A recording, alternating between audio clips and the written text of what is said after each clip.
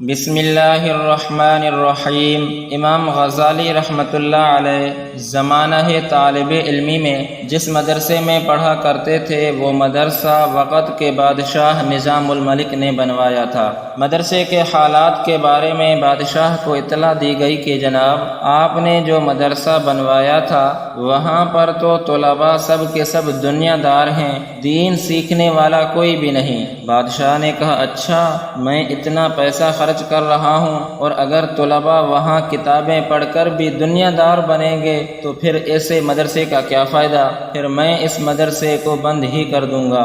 مگر پھر دل میں خیال آیا کہ میں بند کرنے سے پہلے خود جا کر مدرسے کے احوال تو دیکھوں۔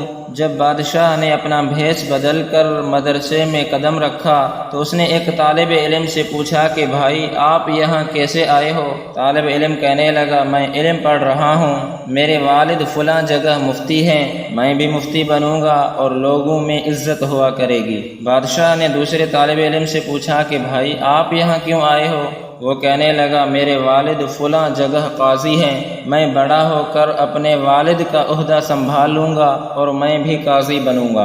بادشاہ نے تیسرے سے پوچھا کہ بھائی بتاؤ آپ یہاں کیوں آئے ہو؟ وہ کہنے لگا وقت کا بادشاہ علماء کی بڑی قدر کرتا ہے، میں عالم بنوں گا اور بادشاہ کا خاص بندہ بنوں گا۔ یہ سب باتیں سن کر بادشاہ نے سوچا کہ واقعی یہ تو سب کے سب دنیا دار ہیں، مجھے اتنے پیسے خرچ کرنے کا کیا فائدہ۔ یہ ارادہ لے کر جب بادشاہ مدرسے سے باہر نکلنے لگا تو دروازے کے قریب اس نے دیکھا کہ ایک طالب علم چراغ جلائے پڑھ رہا ہے۔ بادشاہ نے سوچا کہ چلو اس سے بھی بات کرتا چلوں۔ چنانچہ بادشاہ قریب ہوا اور کہا السلام علیکم ورحمۃ اللہ وبرکاتہ۔ طالب علم نے جواب دیا وعلیکم السلام اور پھر پڑھنا شروع کر دیا۔ بادشاہ نے پوچھا کہ کیا بات ہے، آپ مجھ سے کوئی بات ہی نہیں کر رہے؟ طالب علم نے کہا جی میں آپ سے یہاں باتیں کرنے تو نہیں آیا۔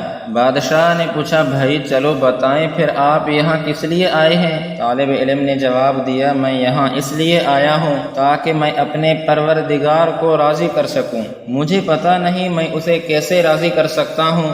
یہ باتیں ان کتابوں میں لکھی ہوئی ہیں، میں وہ کتابیں پڑھوں گا اور ان باتوں کو سمجھ کر ان پر عمل کروں گا اور اپنے پروردگار کو راضی کروں گا۔ جب بادشاہ نے اس بچے کی یہ باتیں سنی تو بادشاہ نے مدرسہ بند کرنے کا ارادہ واپس لیا۔ میرے سامعین محترم، یہ بچہ جب بڑا ہوا تو اپنے وقت کا امام غزالی رحمۃ اللہ علیہ کے نام سے مشہور ہوا۔